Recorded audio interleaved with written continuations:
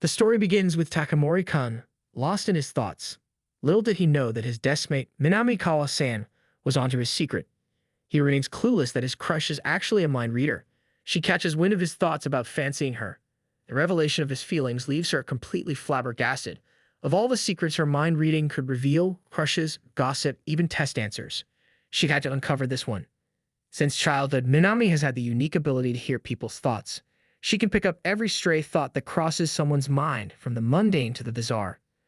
Over time, she has learned to tune out the constant mental chatter of those around her, especially since she entered high school. It no longer bothers her. However, things are different when it comes to Takamori-kun. As Takamori muses about her being cute, her heart pounds as she quickly shakes her head, trying to block him out. Despite his bluntness, he's popular with the girls. Coming out of her thoughts, she glances at him sitting beside her, as no boy had ever said that to her before. Her own thoughts start overwhelming her, and without realizing it, she mentally yells at Takamori to get a hold of himself. When he turns towards her in confusion, she immediately freezes, inhaling deeply, trying to compose herself. She mentally scolds herself for almost letting out a dangerous reaction. She must stay calm and ignore it, just as she always does. As she tries to gather herself, an eraser from Takamori's hand slips and falls to the ground. Picking it up, she turns to him and asks if he dropped it. Takamori looks at her with a puzzled expression before thanking her. As she hands him the eraser, he catches a close glimpse of her, his mind racing with excitement. He finds her kind for picking up his eraser, believing that it's love. Minami, hearing these thoughts loud and clear, turns red with embarrassment, small beads of sweat forming on her forehead. Takamori is staring directly at her, lost in his own emotions. Quickly, he averts his gaze, mutters thanks, and mentally scolds himself for staring too much. Minami picks up on both his words and his thoughts. The dual realization overwhelms her, and she suddenly places her hands over her ears, internally screaming. She is so embarrassed that she can't take this. Takamori, completely unaware of her distress, continues thinking about her and decides that the eraser she handed him must now become an heirloom. Minami feels like steam is about to escape from her ears. The endless stream of his thoughts about her is too much.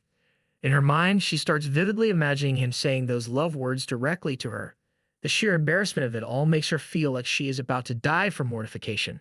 If this were to happen, she thinks that the cause of death would undoubtedly be listed as death of embarrassment. A memory flashes through her mind, a time when her teacher had patted her on the head. That small moment of physical contact had embarrassed her so much that she'd almost lost her composure. But this was on a completely different level. Minami tries to steady herself as she continues to hear Takamori's thoughts. A bashful person like her is in danger right now. She closes her eyes, resting her forehead against her hand.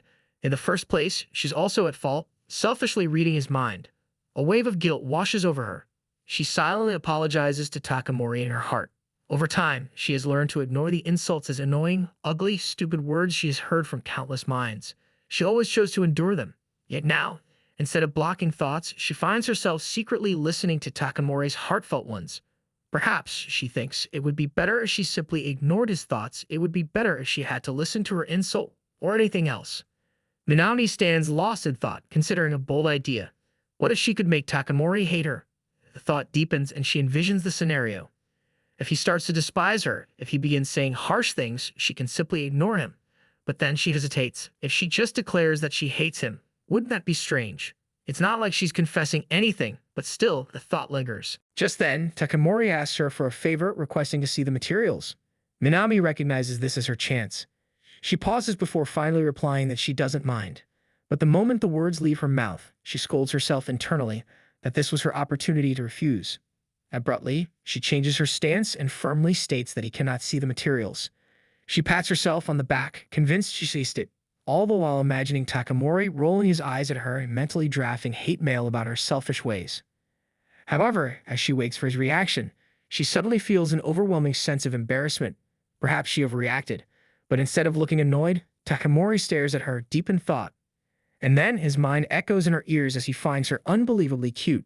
Shock washes over Minami. She listens further as Takamori mentally praises her cool attitude, believing great things will come from it. With newfound determination, he simply responds with a casual agreement. As Minami feels her heart start to sprint, she can't help but wonder, why did he just agree to this so easily? Feeling a wave of guilt, she quickly blurts out an apology for fibbing about the materials and hands over her notebook. He thanks her, but his inner thoughts betray his true feelings as he loves that she can be playful. Minami feels the heat rush to her face. She can't take any more of this. If only Takamori would stop thinking so much. The school bell finally rings, marking the end of class. Relief floods Minami as she dashes out of the room, heading straight for the girls' restroom. She tries to clear her mind, but the thoughts persist. She scolds herself internally, questioning how he could think so much. It makes her head spin. She's never experienced this level of affection, and it's overwhelming her. If she doesn't do something fast, her mind will explode. Determined, she decides there's no other choice. She must make him hate her. Determined, she calls Takamori to the rooftop, steeling herself for what must be done. When he arrives, he casually says it's fine and asks what she wants to talk about. Inside, he's thrilled. Minami called him to the rooftop. Could it be? He wonders if this is a confession. Minami suppresses her nerves, meets his gaze, and asks what he thinks of her. This is it. She believes the best way to make a boy hate her is to force him to confess, then reject him as harshly as possible. Reassuring herself, she convinces herself it's fine, even if he ends up hating her. But Takamori becomes incredibly nervous. His mind becomes a whirlwind of emotions. Minami listens, trying to process his thoughts, but it's too much. All he is thinking about is how wonderful she is, how much he admires her. The overwhelming praise is too much for her to handle, and before she knows it, she loses her balance and faints. Takamori instinctively reaches out and asks if she's okay. Minami, clutching her head, exclaims that she is dying. Takamori doesn't understand what she means, confused by her reaction. Meanwhile, she fumes internally, frustrated beyond belief. She silently vows to crack the code and get him to chill out. And thus, their heart-throbbing story truly begins. She reflects on her unusual ability to read minds, something she has grown used to except with Takamori.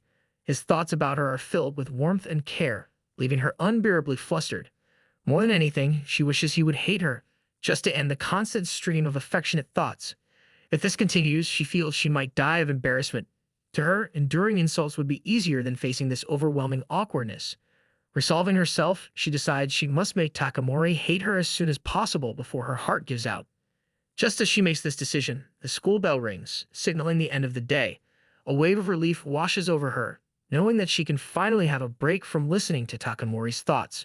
She steps out of the classroom, exhausted from all the mental strain, and muses that it is best to retreat for today. However, just as she is about to leave, she suddenly realizes that she has forgotten her bag inside the classroom, something that has never happened to her before. Panicking, she rushes back inside, only to find Takamori sitting at his desk, surrounded by stacks of paper. The sight surprises her, and she instinctively asks if he is not heading home yet. He responds in a slightly surprised tone, explaining that the teacher asked for his help in grading test papers. Minami toys with the idea of lending a hand, but decides against it since she knows it will reignite his thoughts of her. That's the last thing she needs, more awkward moments. So she puts on her best nonchalant act, grumbling about the task and quickly wishing him well before making a swift exit. Takamori simply responds with agreement, not questioning her sudden shift in tone. As Minami walks away, she mentally apologizes to Takamori for not helping him. Just as she reaches the hallway, she picks up on his thoughts once again. He believes that he must look mean for not asking her to stay. Thinking that she could have at least helped him a little, she stops in her tracks, frustration bubbling within her. She had thought she had grown used to her ability that she could finally live a normal high school life, but this embarrassment is unbearable. Before she can calm herself, more of Takamori's thoughts reach her. To him, she is truly a kind person. Hearing this, Minami leans against the wall, feeling completely overwhelmed. She slowly slides down to sit on the floor, burying her face in her hands. She wants to refute his thoughts, insisting that she is not as kind as he thinks she is. Small part of her contemplates going back and helping him after all, since there is still much work to be done. However, she immediately shakes her head, reprimanding herself. No, she must steel her heart. She convinces herself that this is all for the sake of a peaceful high school life. But despite her internal resistance, she ultimately finds herself returning to the classroom, deciding that she will help him. Now, seated beside Takamori, the two quietly work on grading the test papers. As they do, he starts pondering about Minami again.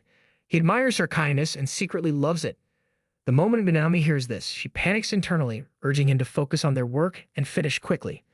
As they continue, Minami's pen suddenly runs out of ink. She hesitates before asking Takamori if she can borrow his pen.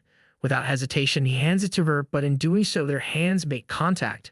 Caught off guard, Minami quickly apologizes, but Takamori simply tells her it is okay. As she listens to his thoughts, she realizes that he is happy about the accidental touch, considering himself lucky. Her mind nearly short-circuits from shame, and she sinks down from her chair onto the floor, completely overwhelmed. Takamori looks at her in concern and asks if she is okay, but Minami mentally blames him for putting her in this position. She takes a moment to collect herself before realizing something crucial. Despite all of this, Takamori remains composed, his face showing no signs of embarrassment. It frustrates her beyond belief. She is the only one feeling flustered while he remains completely unfazed. The reason, she concludes, is that he has never confessed his feelings out loud. Because of this, she cannot bring herself to say that she hates him. Determined to change this, she decides that she must make him confess. With newfound resolve, she suddenly calls out his name and, without any hesitation, directly asks if he likes her. The moment the words leave her lips, the room falls silent. Both she and Takamori freeze, neither knowing how to react. Takamori, caught off guard, struggles to find a response, but before he can say anything, Minami immediately backtracks. She realizes that she has pushed past her limit of embarrassment and cannot handle it any longer. Without another word, she abruptly dashes out of the room, shouting at him to forget everything she just said. Offering a quick farewell, she runs away, leaving Takamori completely stunned. As he watches her retreating figure, confusion and amusement mix within him. Then, as realization dawns upon him, he cannot help but smile. He's caught off guard by her out-of-the-blue question, but at the same time, his heart starts to do a happy dance. The thought of Minami makes his heart feel like it is going to explode, and he cannot deny that every moment he spends with her is nothing short of exhilarating. Minami rushes out of high school, her thoughts in turmoil. The weight of what she has done presses heavily on her mind. Throughout the day, whether she is walking, talking, or even trying to sleep, the same thought lingers as she has made a terrible mistake.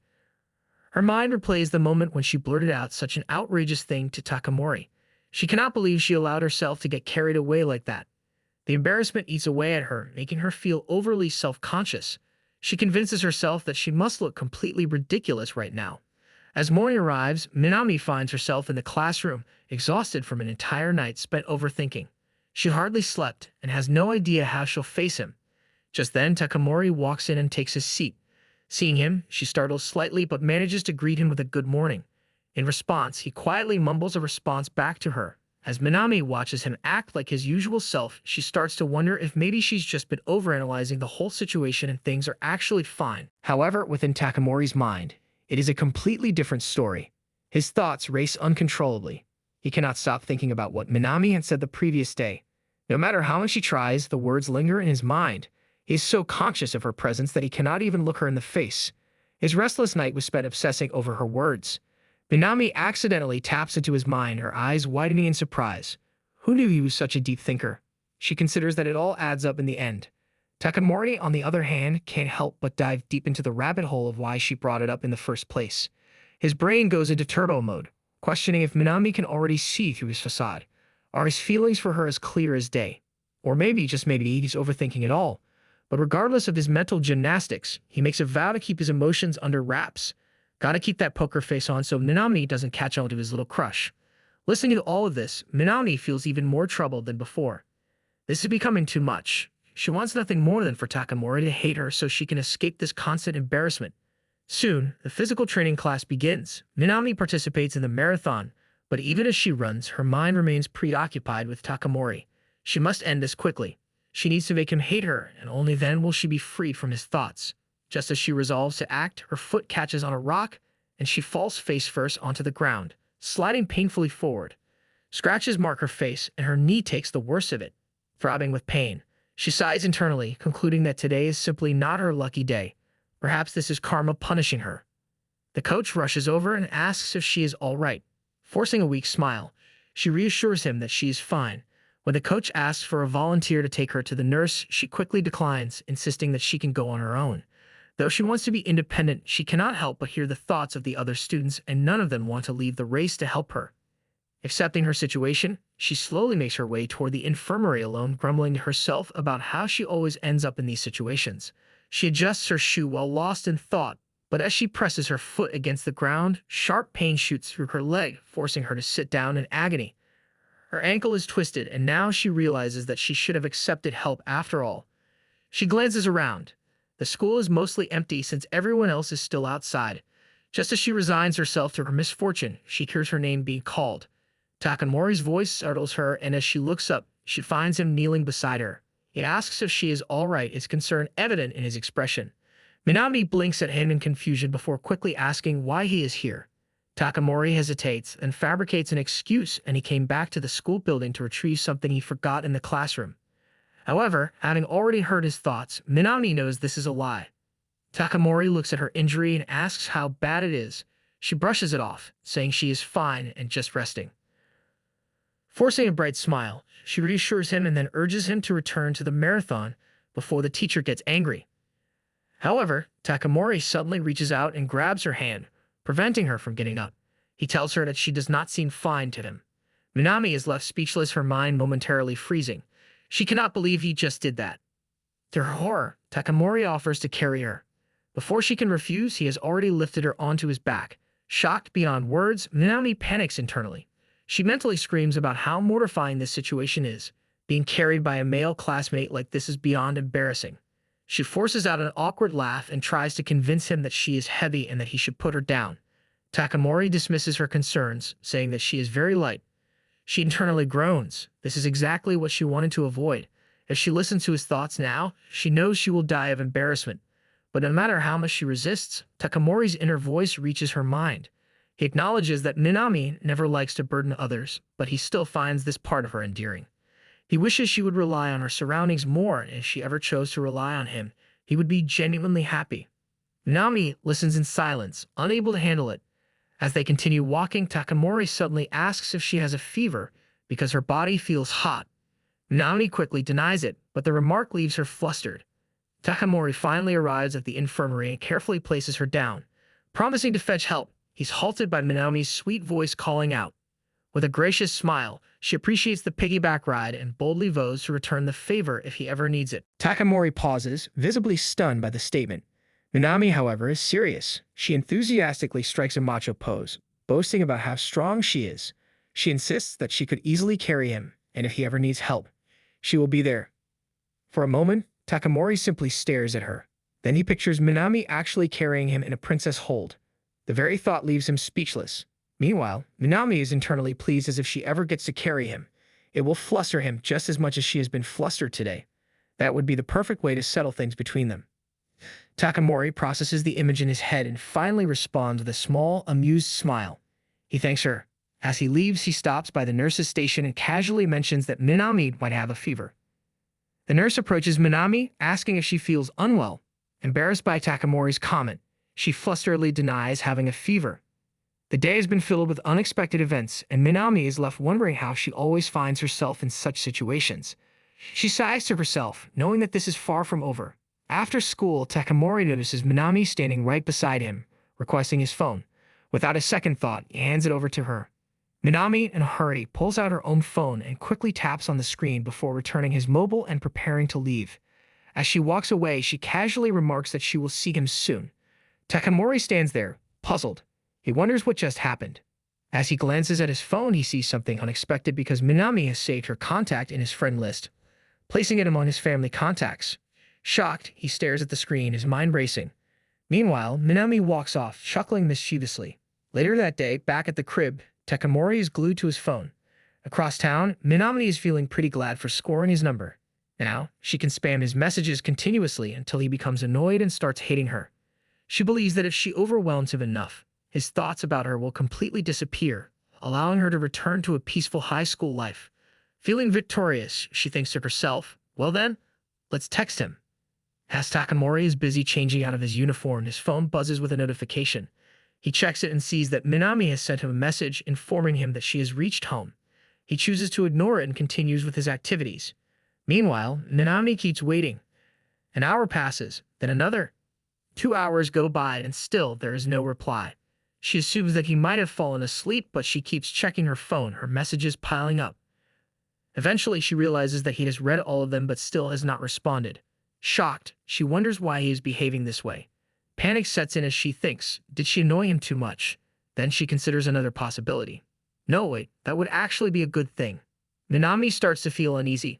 Since she can no longer read his mind, she has no way of knowing what he is thinking. Takamori is caught off guard, thinking to himself how a text from her made his day. Yet he can't decide how to respond. Should he stick to his simple, just got home excuse or spice things up a bit? He contemplates writing a cheerful thank you message, something like, "Hey, thanks for adding me. I'm super happy." But that idea is quickly rejected as well. He starts pressuring himself to think of the perfect response, struggling to find the right words. After much deliberation, he finally makes a decision and sends Minami a message. Minami's phone rings, and she rushes to check it. However, when she opens the message, she is met with a strange sticker. She stares at it in confusion, unsure of what it even means. Then it dawns on her, and he is already trying to end the conversation. A part of her finds this amusing. She has not even spammed him that much, and he already seems annoyed. As Takamori sulks around, he contemplates whether he should just rely on stickers since he feels like his messaging game is weak. He sets his phone aside, pondering why someone like Minami would be interested in someone as plain and boring as him. He questions if talking to him could ever be interesting, wishing his social skills were better. It seems like he's always asking for the impossible. His thoughts are interrupted when his phone suddenly starts ringing. He wonders who could be calling at this hour. Assuming it is his mother who might have called him by mistake, he takes a deep breath and answers with a simple hello. But to his surprise, the voice on the other end calls his name, and it is Minami. She curiously asks why he has not replied to her messages yet and confesses that she decided to call him instead. Still lost in his own self-doubt, Takamori apologizes to her. Minami, standing near her window, smiles slightly and reassures him that there is no need to worry, it is fine. However, as the call continues, she realizes that their conversation has come to a halt once again. Even though they are on call, nothing is being said. She tries to guess what Takamori is thinking right now. Maybe something along the lines of, "I like you and you're really cute." She considers Takamori's true nature. He is not the talkative type. Rather, he is more of a lone wolf. As the silence lingers over the call, Minami decides that she must say something. She tells him to look outside. Sliding open his window, Takamori steps forward and gazes out. Minami tells him that there is a full moon tonight and that it looks beautiful. She then asks if he can see it from where he is. Staring up at the sky with his usual blank expression, Takamori realizes that they are both looking at the same moon. However, beyond the sight of the moon, there are many more things he wants to say. He grows frustrated, unable to put his feelings into words. If only he could just speak his heart out, he thinks. His mind drifts back to the day of the entrance ceremony when he first saw Minami helping an elderly woman. Pulling himself back to the present, he responds, saying that yes, tonight's moon is indeed beautiful. Minami suddenly freezes, feeling nervous. Her grip on her phone loosens and it slips from her hands. Quickly composing herself, she reassures herself that Takamori is merely talking about the actual moon and not her. Meanwhile, he notices that Minami has hung up the call. As he stands there in confusion, his younger sister slides open the window and approaches him. She curiously asks if the girl on the call is his girlfriend. Takamori firmly denies it, then immediately asks if she has been eavesdropping on him. His sister simply responds by pointing out what he has just said. He told Minami that the moon was beautiful, didn't he? Takamori's eyes widen as the realization hits him. Doesn't that mean I love you? His heart starts pounding as he panics, realizing his mistake. This must be why Minami hung up so suddenly. His sister scolds him, saying it is not right to say such things if he does not mean them seriously. But before she can finish, Takamori cuts her off, declaring that he is, in fact, serious. The next morning at high school, Minami rushes through the halls, reassuring herself that Takamori has probably forgotten about last night. When she spots him, she hesitates before greeting him with a nervous good morning. Struggling to find her words, she apologizes for yesterday, mumbling to herself. Making up excuses, she claims that she was just trying to distract herself, or maybe she was simply bored. Or perhaps she just wanted to try texting someone. She then tells Takamori to forget everything that happened last night. He responds with a simple okay. She assumes that he has moved on and thinks to herself, so last night wasn't a confession after all. However, Takamori then adds something that catches her off guard. He tells her not to forget what he said last night. Minami is stunned. Hearing those words, she finally realizes the truth that it was a confession after all. Completely shocked, she loses her balance and falls off her chair. Takamori finds himself lost in memory, a flashback to the day of the entrance exam. He remembers taking a deep, relaxing breath, feeling a sense of relief now that the entrance ceremony has concluded. It is finally time to go home, and he looks forward to returning to the comfort of his own space. However, before he can leave, a voice catches his attention. It is Minami, speaking kindly to an elderly grandmother, offering to carry her heavy bags. Hearing this, Takamori is struck by how kind-hearted Minami is. The elderly woman hesitates, telling Minami that the bags are too heavy for her. But Minami insists, assuring the woman that despite how she may look, she is actually quite strong.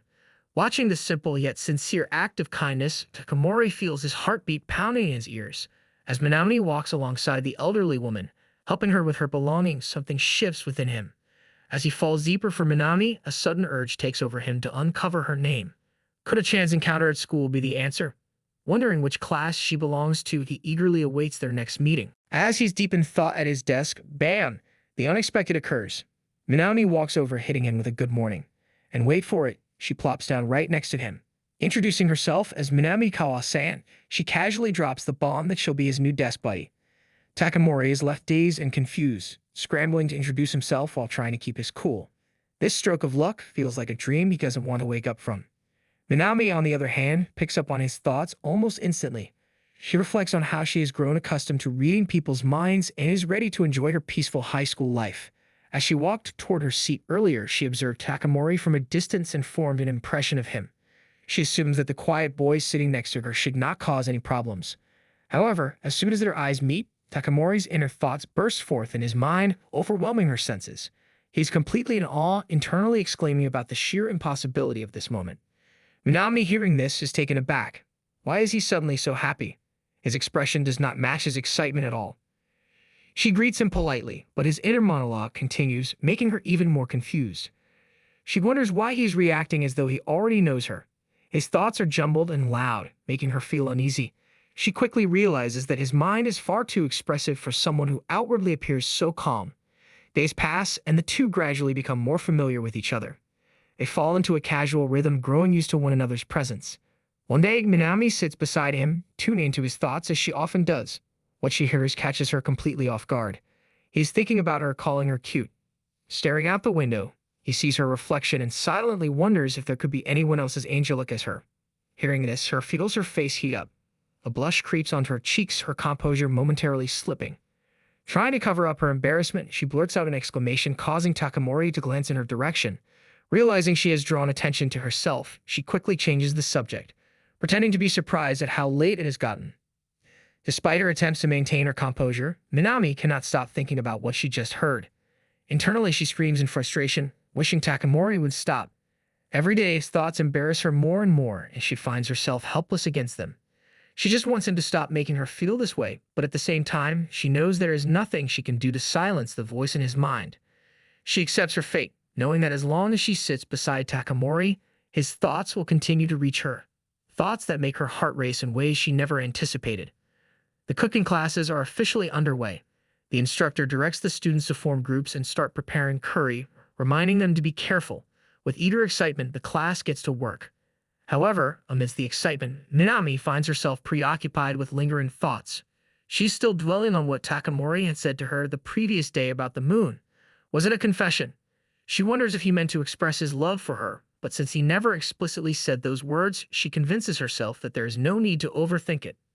Lost in her thoughts, she suddenly hears Takamori's voice cutting through her contemplation. He calls her name and asks if he should cut the vegetables since it could be dangerous. His voice jolts her back to reality, making her feel slightly dizzy, and before she can gather herself, she loses her balance and collapses to the floor. The entire class turns their curious gazes toward her, surprised by what just happened. Takamori immediately rushes to her side, his voice filled with concern as he asks if she is all right. She quickly reassures him that she is fine, then hastily gets up, determined to shake off her embarrassment. Trying to compose herself, she begins cutting the vegetables, but an odd awareness of Takamori's presence lingers in her mind. She is too conscious of him, and in her distracted state, the knife slips and she accidentally cuts her finger. A sharp sting shoots through her hand, making her flinch slightly. Takamori notices and asks her with genuine concern if she is hurt. Reacting instinctively, she quickly denies it, saying that it is not a big deal. However, Takamori does not take her words lightly. With gentle hands, he takes her injured finger and applies a bandage with careful precision. Minami watches in silent admiration, a blush creeping onto her face at his unexpected tenderness. Takamori advises her to be more careful next time, and instead of responding verbally, she simply nods, unable to find the right words. A quiet moment passes between them before Minami, eager to change the subject, suggests that they focus on making the curry again. Trying to recover from the awkwardness, she hastily grabs a packet and pours the entire contents into the bowl, not realizing her mistake. Takamori immediately notices and points out that she has just added sugar instead. But before anything can be done, it is already too late. Suddenly, flames begin to rise from the bowl, turning their station into chaos. Takamori tries to warn her, but Minami, in her panicked state, fumbles around, making the situation even worse. She frantically picks up random ingredients, attempting to salvage the dish, but everything spirals out of control. Takamori, attempting to calm her down, tells her to stop for a moment and take a deep breath. Meanwhile, their classmates, watching the disaster unfold, exclaim that someone needs to stop her. When their dish is finally complete, it is completely burned. Their group members stare at the charred mess with expressions of disbelief. Soon, it is time for the class to taste their own creations. Everyone begins trying their dishes, but when it comes to Minami's group, her group mates hesitate, making up excuses to avoid eating it. Feeling embarrassed, Minami apologizes to them and internally reflects on her behavior, realizing that she has been acting recklessly because of her flustered feelings toward Takamori. She gazes at the burnt curry and acknowledges that no one would want to eat something like this. Then an idea pops into her mind that if no one else will eat it, then Takamori should. Maybe if he finds it terrible, he will be completely turned off by her lack of cooking skills. Determined, she picks up the dish and brings it to Takamori, placing it in front of him. She reminds him that he was hungry and insists that he eat it. Takamori, slightly taken aback, examines the dish before reluctantly taking a spoonful. His group mates watch in horror as he places the food in his mouth, waiting for his reaction. However, contrary to everyone's expectations, Takamori's expression softens, and he thinks to himself that this is the most delicious curry he has ever had. Minami, able to hear his thoughts, is completely shocked. His group mates, noticing his furrowed brows, whisper among themselves, questioning why he is still eating it despite looking slightly troubled. But Takamori is lost in thought, even finding the burnt potatoes surprisingly good. Minami, realizing what is happening, urges him to stop forcing himself to eat it. However, Takamori remains engrossed in savoring the taste, appreciating it not just for its flavor, but because Minami made it. Hearing this, Minami's face turns red with disbelief. She yells at him, insisting that she can do better and that this failure does not reflect her actual cooking skills. She grabs him by the shoulders and shakes him, urging him to stop eating. Takamori, still holding his spoon, tells her that he genuinely likes it. Frustrated, Minami challenges herself to cook something even better next time, something that he will genuinely enjoy. Takamori, slightly confused, listens as Minami continues to ramble about her plans to improve her cooking. She acknowledges that she is not very skilled in the kitchen but still wants to try. Deep in thought, she reflects on how terrible the curry truly is and starts assigning humorous names to it, calling it Death Curry or the world's #1 gross curry. But despite this, she turns to Takamori and reassures him that she will make up for it. She pleads with him to stop eating, admitting that she knows her cooking skills need improvement. Takamori, looking at her with admiration, suddenly reaches out and takes her hand, telling her that he is happy and that he genuinely wants to eat more of her cooking. Minami freezes in place, realizing that she has gotten herself into real trouble. How is she supposed to handle this now? Panicking, she quickly pulls her hand away, prompting Takamori to apologize.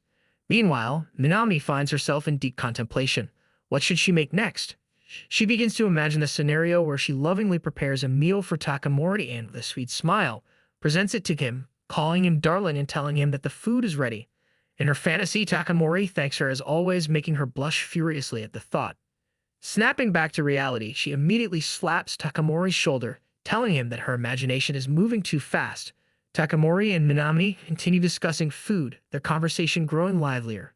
Meanwhile, their group mates, watching the two of them interact, exchange glances and sigh, wondering what on earth is going on between them. Minami is caught in a pickle, realizing her carefully laid plans are backfiring spectacularly. Instead of repelling Takamori, he's actually getting closer to her, much to her dismay. She ponders on how to make him dislike her, brainstorming for a fail-proof strategy. Lost in her thoughts, she strolls absent-mindedly until Takamori's pencil snaps, sending her into a panic. How did this chaos unfold? Out of the blue, Takamori materializes behind her, inquiring about what happened. Startled, Minami whirls around, nervously muttering a hesitant good morning. She awkwardly presents the broken pencil, but he doesn't hear her whispered voice. Takamori, having come to the classroom to write in his journal, takes a seat. Meanwhile, she finds herself unintentionally tuning into his thoughts, overwhelmed with frustration, internally exclaiming that he has no idea what to do. Feeling guilty, Minami realizes that since she is the one responsible for this, she must apologize. Her internal debate begins as her conscience materializes into two sides. One, a devilish version of herself, smugly tells her that if this incident makes Takamori hate her, then everything is working out perfectly. However, her angelic side, furious at such a suggestion, scolds her, reminding her that the pencil might hold sentimental value. What if it was a memorial from his grandmother? How would she feel then? Of course, even someone like Takamori would be upset over something like that. Minami is struck by this realization and panic sets in. This is not the time to overthink things. She has to hurry and apologize. She rushes back into the classroom, only to see Takamori sitting at his desk, casually using his phone. Gathering her courage, she approaches him, calling out his name. As he looks up, she freezes, suddenly feeling more nervous than ever. Holding the broken pencil tightly in her hands, she struggles to find the right words. Just as she is about to speak, their class duty officer enters, calling Takamori outside. Minami quickly hides the pencil and tells him he can go. Takamori, sensing that she was about to say something, hesitates for a moment but eventually nods and leaves. Throughout the day, she remains determined to apologize, but every attempt is thwarted. During class, she tries calling his name, but before she can speak, the teacher notices her distraction and calls her out. Frustrated, she wonders why today, of all days, is going so horribly wrong. Every time she tries to apologize, something stops her. Just when she works up the nerve in class, bam! The teacher calls her out. When she approaches him in the hallway, boom! Another classmate interrupts. At one point, she even tries to dramatically run up to him, only trip over nothing and roll halfway down the hall. Why is fate so against her today? The entire day, she has done nothing but search for Takamori. She runs around the school, looking for an opportunity to speak to him alone. Exhausted, she finally stops by the classroom window, lamenting how she just cannot find the right timing. She realizes something shocking, and she has spent her entire day thinking about Takamori. Embarrassment overwhelms her as she crouches down, lowering her head in disbelief. She tells herself that he will surely be upset once he finds out she broke his pencil, even more so if it holds sentimental value. With no other choice left, she decides to call him to the rooftop so they can finally be alone. Meanwhile, Takamori receives her message and is confused. This is the second time Minami has called him to the rooftop. He wonders what could be so important that she would insist on speaking to him privately. Was she upset about something? Had he unknowingly done something to offend her? His mind jumps to wild conclusions. Could it be that he had been grinning like a pervert without realizing it? Is that why Minami wants to talk to him? Just as he is about to apologize for whatever he did, Minami speaks first, holding up the broken pencil. She finally confesses that she was the one who broke it. Takamori looks at it for a moment before recognizing it as his own. Minami, flustered, explains that it was entirely her fault and apologizes for taking so long to tell him. She sincerely asks for his forgiveness. Takamori, completely calm, tells her not to worry about it. Was this really the reason she called him all the way up here? Minami is taken aback by his nonchalant reaction. Hesitantly, she asks if the pencil was a memento from his grandmother. Takamori simply laughs and explains that it was just a cheap pencil from a 100-yen store. He had actually forgotten about it until now. He reassures her that it's really no big deal. Minami nearly collapses from emotional exhaustion. Feeling an overwhelming sense of guilt, she insists on making it up to him by asking if he's free after school. Takamori, catching her drift, lets his imagination run with it. Is this a sneaky little date invite? Minami quickly corrects herself, but it's too late. Takamori is already on cloud 9. He can't help but think that if she's been thinking about him all day, he might explode from happiness. Trying to play it cool, he casually mentions that he's free after school. Secretly, he's been cartwheels in his mind, screaming, "After-school date? Score." On the other hand, Minami is left completely dumbfounded when she realizes that she unintentionally flirted with the idea of a date. Oops, not the plan at all. After school, they walk together outside, heading towards their destination. Takamori, filled with excitement, thinks about how he is going on a date with Minami. Minami, however, feels offended at the thought. To her, this is not a date at all, and she wonders how things escalated to this point. They soon arrive at a bookstore where Minami remains focused on her intention to compensate Takamori for breaking his pencil, rather than anything remotely romantic. As they browse through the store, Minami overhears a whispered conversation from a group nearby. Someone comments on Takamori, calling him quiet and handsome. When she overhears students whispering about it, she nearly chokes on the air. She glares at him, debating whether to expose him right then and there. The audacity of the universe to let people believe Takamori is some cool, mysterious guy when he's actually a chaotic mess. Meanwhile, Takamori's thoughts remain loud in her head as he revels in his happiness, standing next to Minami outside school. He mentally thanks the heavens for allowing him to experience this moment, something that further annoys Minami. Trying to move on from her irritation, Minami asks Takamori if he has chosen something. Takamori picks up a pencil, stares at it dreamily, and thinks, this pencil is cute just like Minami.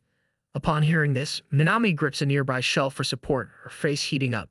The situation worsens when Takamori proceeds to compare multiple pencils to Minami's cuteness, each with increasing enthusiasm. This one is small and adorable, like Minami. His admiration knows no bounds, and Minami, overwhelmed, blushes furiously. Takamori struggles to decide which pencil to choose. Growing impatient, Minami quickly insists that she can pick one herself, thanking him hurriedly and directing him to another section. Takamori looks confused by her sudden outburst. To get the situation under control, Minami offers to pay and reassures him that he can pick anything he likes. Takamori, intrigued, asks if that means anything. Minami, confident that she can control the expense, tells him of course. As they continue browsing, Minami picks up a pencil and suggests it, saying it looks cool and like a good fit. When Takamori doesn't respond, she picks another one, hoping he will react. Once again, there is silence. Frustrated, she moves on and checks other pencils, only to be bombarded with more of Takamori's thoughts. He finds her adorable and likens her to a cute salesperson. Annoyed, Minami huffs and declares that she is going home, assuming that Takamori does not even care about the pencil. Takamori, lost in thought, wishes this moment could last forever. Minami, catching his internal monologue, wants him to stop thinking such embarrassing things while maintaining a straight face. To distract him, she hurriedly picks up some pencils and presents them. Finally, Takamori selects one. At the counter, the cashier announces that the pencil costs 310 yen. Minami immediately takes out her purse to pay, but Takamori beats her to it. Handing over the money, she protests, insisting that she should be the one to pay, but before she can argue further, the cashier exclaims in a loud voice, congratulating them. Both Minami and Takamori are startled by this unexpected reaction. Minami, confused, asks what is going on. The sales attendant excitedly explains that they had a promotion for couples that buy one and get an additional pencil for free. Hearing this, Minami's soul momentarily leaves her body. Takamori, meanwhile, has a completely blank expression as if his brain has crashed. Before Minami can clarify, the overly excited cashier hands over the extra pencil with a knowing wink. Takamori silently accepts it, while Minami stands frozen, mentally screaming and realizing that this is a mistake. Absurd misunderstanding. As they leave the bookstore, she remarks on how they received a free pencil even though they are not actually a couple. After a brief moment of silence, Takamori dives into the shopping bag, retrieves an extra pencil, and casually offers it to Minami, declaring it a bonus. Shocked by the unexpected gesture, Minami hesitates, rejecting the gift, claiming she hasn't earned it. She reminds Takamori that she should be the one to make up for the broken pencil since he already paid for the first one. In her thoughts, she reflects on how all she did was follow him here. Takamori, with a slight blush, confesses that he simply wanted to go with her. His words strike Minami like lightning, making her blush intensely, her eyes widening in disbelief. He hands her the pencil once more, suggesting that she take it as a token of thanks, reminding her that it is just a bonus after all. Determined not to accept it outright, Minami firmly responds that she is only borrowing it and will definitely pay him back one day. She vows that every time she uses the pencil, she will remember this promise. With a slight smile, Takamori agrees. The next day at school, Minami finds herself using that very pencil, completely engrossed in her work. The memory of their outing lingers in her mind as she writes, her thoughts carrying a strange mix of embarrassment and warmth. Takamori sits beside Minami in class, just like always, lost in his thoughts about how incredibly cute she is. His mind is filled with admiration, while Minami, on the other hand, is growing increasingly frustrated. She thinks to herself that he is loud as always, and she has had enough of it. She has run out of ideas on how to silence him. Takamori, however, has made up his mind. Today he will definitely tell Minami. She begins to wonder what exactly he plans to say, and soon, an idea takes root in her mind. Could he finally be confessing? The words form in her imagination. I like you. The thought makes her panic, and she starts to act flustered. She convinces herself that there is no doubt. This is exactly what he is going to say. Realizing the situation, Minami devises a plan. This is her perfect chance to make him hate her. The moment he confesses, she will reject him outright, ensuring that he has no chance at all. If she does this, he will be forced to stop thinking about her, and she will finally be free from hearing his constant thoughts. She decides that simply telling him she hates him will not be enough. She needs to do something drastic, something that will make him never even consider her again. She plans that as soon as he hands her a letter and confesses, she will tear it apart right in front of him. That way, he will have no choice but to despise her. The thought fills her with satisfaction. Now, she doesn't have to worry about embarrassing moments anymore. In her mind, she urges Takamori to hurry up and confess already. As soon as class ends, Takamori calls her over. Minami instantly understands that this is the moment. She asks him what it is about, her heart pounding in anticipation. However, Takamori hesitates, suddenly nervous. He stumbles over his words, avoiding a direct answer. Minami grows impatient, sensing that there must be something he wants to say. She pushes him to speak, demanding if there is something he needs from her. After a brief pause, Takamori finally speaks. He tells her that he wanted to give her something.